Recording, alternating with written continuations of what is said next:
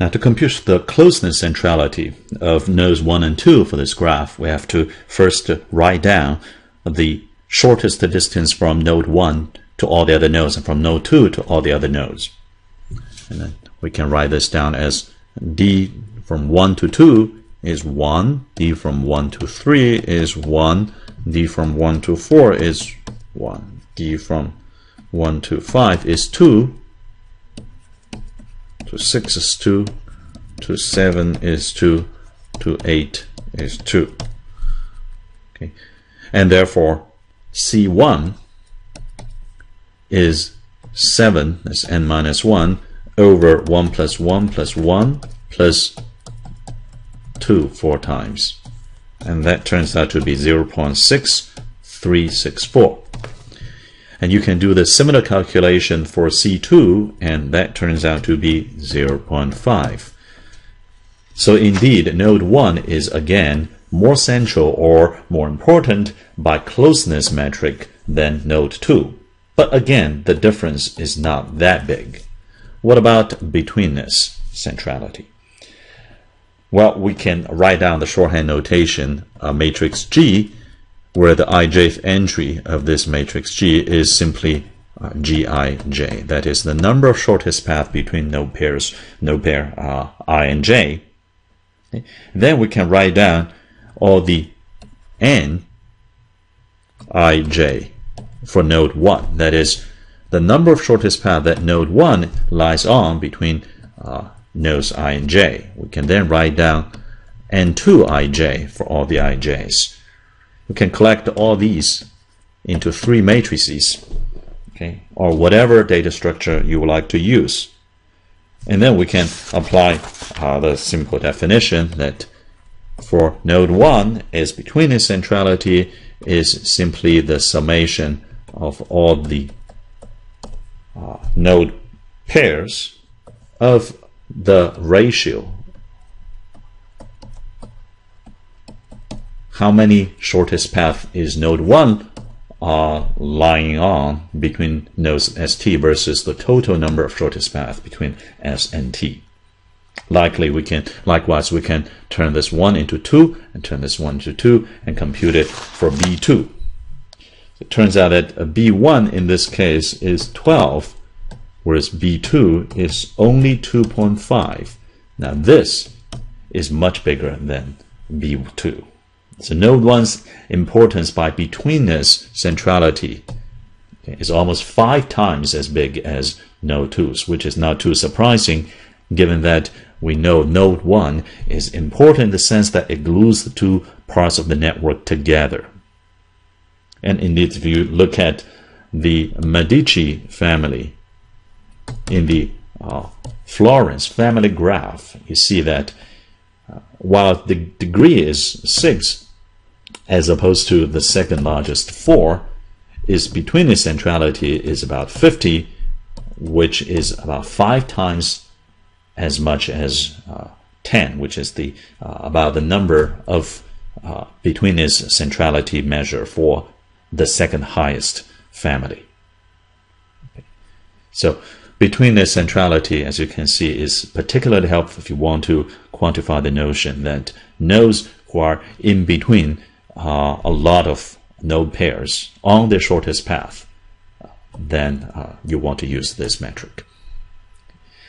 Now, what about links importance? So far, it's all about nodes importance. Well, first of all, what is a link?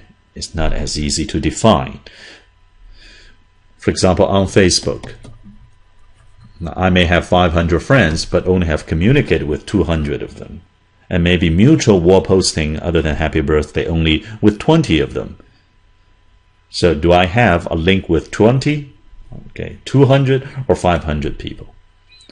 A link could also be bidirectional or unidirectional. For example, on Twitter, as we mentioned, a link can certainly be unidirectional. Some of these links are strong, some of these links are weak. As we mentioned that if you define links as weak links if they connect nodes that are not otherwise very well connected, actually they may be strong in the sense of disseminating information. And we say if a link is between 2 nodes that does not have many short paths among them other than this direction link, then we say this is a locally important link. Okay. And if this a link is connecting two important nodes in a locally important way, we can call it a globally important link.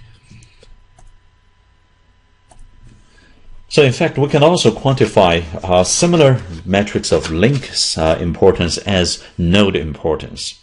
In particular, we can look at link betweenness.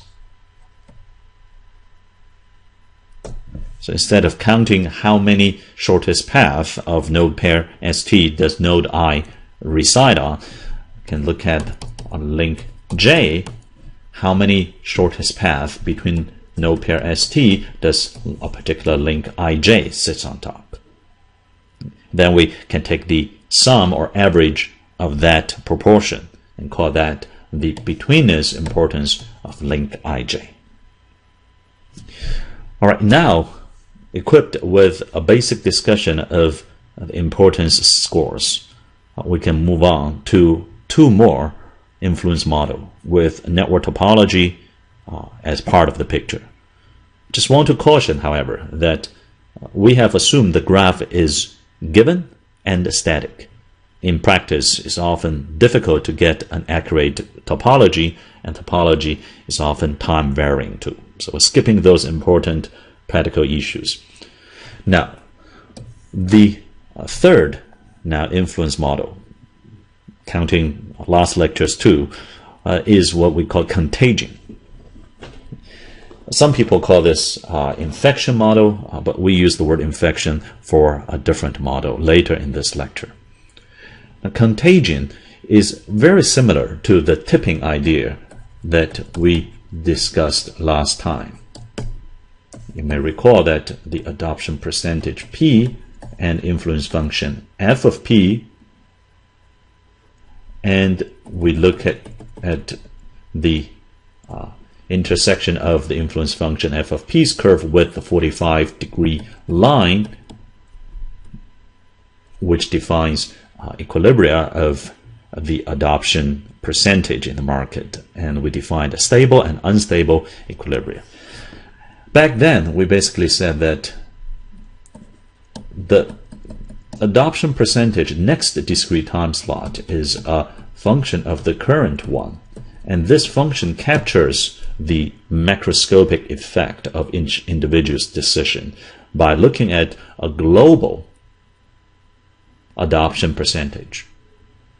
Contagion says instead of global percentage, let's look at local percentage. It says that a node will only flip, for example, from a non-iPad user to an iPad user if and only if P of its neighbors flipped. So rather than looking at the percentage of the entire network, I say, let me just look at my neighbors, those that I have a direct one-hop connection. Okay. Let's assume these are bidirectional links. And there are 6 of them. If 3 or more of them have adopted iPad, then I will also adopt iPad. This is a local density-driven decision making.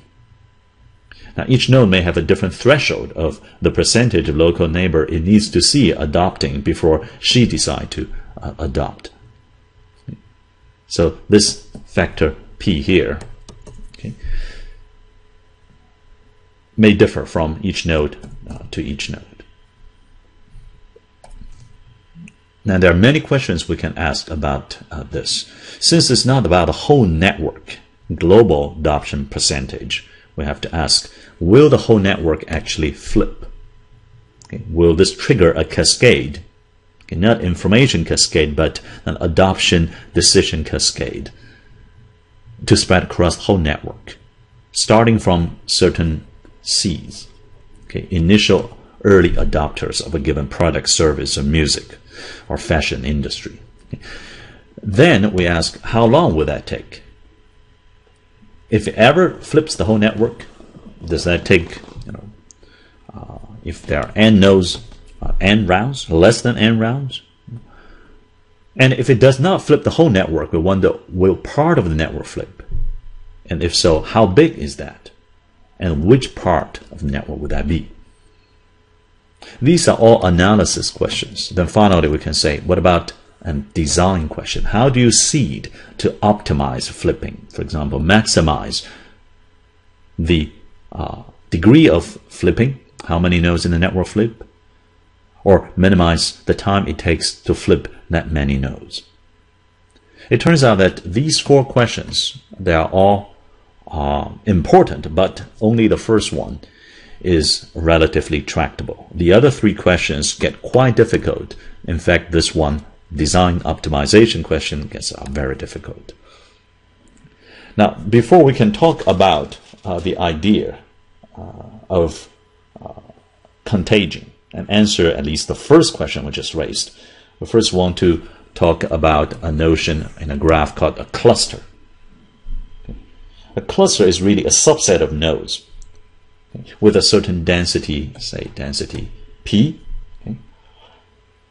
A cluster of density P is a set of nodes such that each of these nodes has at least a fraction of P of its neighbors also in the set.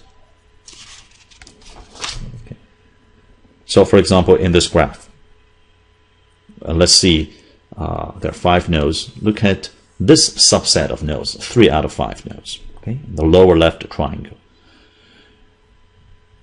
If we view this as a cluster, the question is, what is its density? Well, this node got 4 neighbors. 2 of them are in this cluster, in the subset of nodes we're talking about. This got 2 nodes, so it's 2 out of 4. This one got 2 nodes, both of them are in the cluster. This got 3 nodes, 2 of them are in the cluster. It's the smallest of the 3 number that matters. So 1, 2/3, or 1/2. 1/2 is the smallest of the 3, and therefore we say this forms a cluster of density half, because at least half of the neighbors for any of these 3 nodes in the cluster resides also in the cluster. Or what about this cluster? 4 nodes. It's a different subset of nodes. And let's calculate what is the density of this cluster. Well, now this node got 3 out of 4 links pointing to nodes also in the cluster. This is still 2 out of 2. This one is now 3 out of 3, and this one is 2 out of 3. So 1, 1, 2 over 3, and 3 over 4. The smallest is 2 over 3. So this is a cluster of 4 nodes with a density of 2 over 3. Now, what's the use of defining density of a cluster? Well, because that answers the first question. The whole network flips under the contagion model if and only if, so I have to prove both necessary and sufficient, there is no cluster of density 1 minus P or higher in the set of non-flipped nodes. So let's parse this sentence again. The answer says that look at the set of non-flipped nodes. Okay, you want them to be flipped, or you wonder whether they will or not. Well, if in the set of non-flipped nodes there is a cluster with density 1 minus P or higher, then you cannot possibly have the entire network flip. The other way around is also true. If the entire network does not flips, then that means there cannot be a cluster of density 1 minus P or higher among those who have not yet flipped. So how do we prove this theorem? The answer to the first question here. Okay. Without going through the complete rigorous proof, it's easy to see at least one of the directions, the only if direction. Okay. The only if direction basically says the following. If you have a cluster of density 1 minus P or higher, or in the state of not flipped, then this cluster with such a density will become blocking cluster to prevent the flipping to completely happen inside the network, because they have enough inertia among themselves. This cluster, this subset, no matter what the rest of the network look like, their density is 1 minus p or higher. Okay, so 1 minus p or more of them will always point to themselves, which means you only have less than p of their neighbors being outside of them. So even if the rest of the network all flips, they will still say, look at each other and say, well, we do not yet have a high enough density of flipped nodes as our neighbors, so we will still not flip. So at least the only if part of this theorem is easy to see. Now then, the questions 2 and 3 actually do not have easy tractable answers for a general topology of the graph. But question 4 is a very interesting one, even though it doesn't have a good answer yet. I just want to highlight some of the issues involved here. Now, question 4 talks about seeding a contagion, seeding a flipping, and try to trigger that. Let's say that you have fixed the budget of $1,000. You want to stage a viral campaign to sell a certain new product by word of mouth online. Okay, so you want to seed or buy off very important nodes. Could be people whose tweets are watched and retweeted by many other people. And let's say these nodes, they command a certain price to be seeded to help you. So some may say you have to pay me $10, some may say pay me $5. Let's assume these prices are also increasing functions of their influential power as perceived by you or themselves. So you've got a fixed budget and you cannot buy off everyone. So buy off a small number of them, and the question is which ones to buy off. Even without considering the price to pay them, just consider each is 1 unit of dollar. Okay? It's still a very difficult optimization problem, much more difficult than what we saw early on. It's a graph theoretic or combinatorial optimization. Towards the end of the course, we'll say a few more words about that. But right now, we just want to highlight some intuitions. The first intuition that is there is a trade-off. The trade-off is between seeding nodes so that they are concentrated enough so that they can have a chance of flipping at least some cluster, versus seeding nodes so that they are far apart and therefore they may be able to flip the entire network. You want to spread them out so that they can reach different corners, and yet you don't want them spread out so much that they lose the chance of flipping an even small corner of the network. The second one is that it's not necessarily successfully refinable. What does this mean? Here's a small example. Okay. Suppose we want to seed a contagion in this graph here. And we've got 10 nodes with some links joined here. Okay. And now we want to say which ones shall we seed?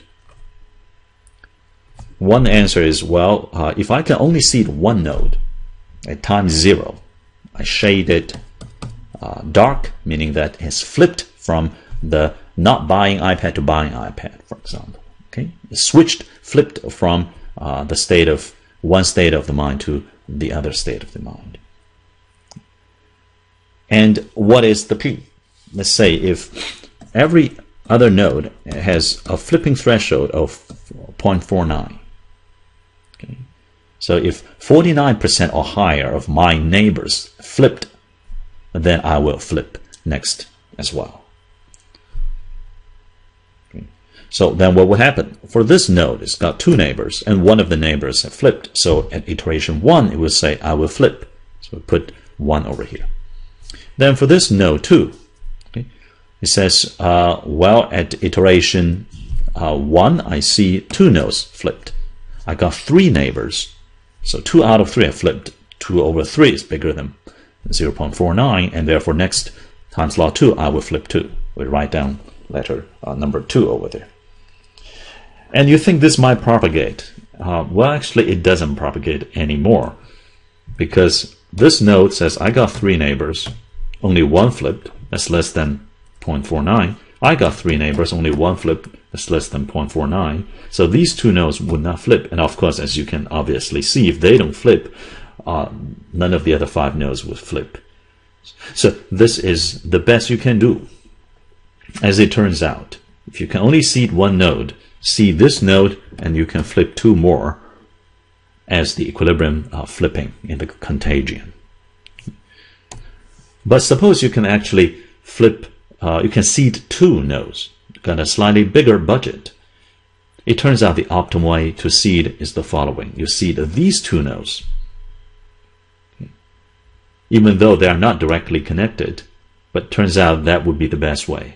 At the next iteration, this node sandwiched between the 2 will flip, this sandwich between the 2 will flip.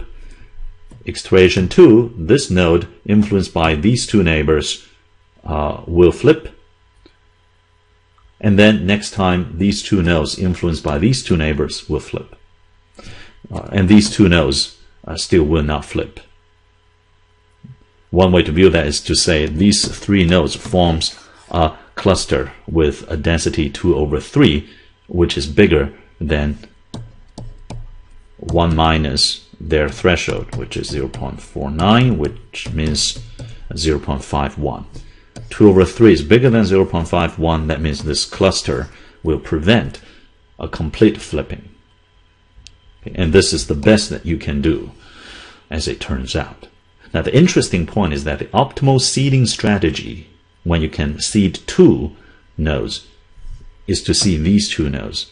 And contrast that with the optimal seeding strategy, which turns out to be seeding this node. If you can only seed 1, you see that it's not successfully refinable. You cannot say, if you allow me seed 1 node, I will seed a particular node, and then when you allow me to seed one more node, I'll just add 1 more node.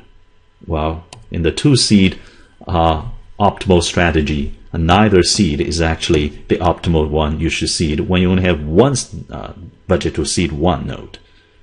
And therefore, you cannot just keep adding nodes to the optimal strategy when you had a smaller budget. And this highlights yet another difficulty in solving the optimal seeding problem. Now, we have talked about contagion, and now let's move on to the 4th influence model, not counting the advanced material sections of these videos. And the 4th one is called infection.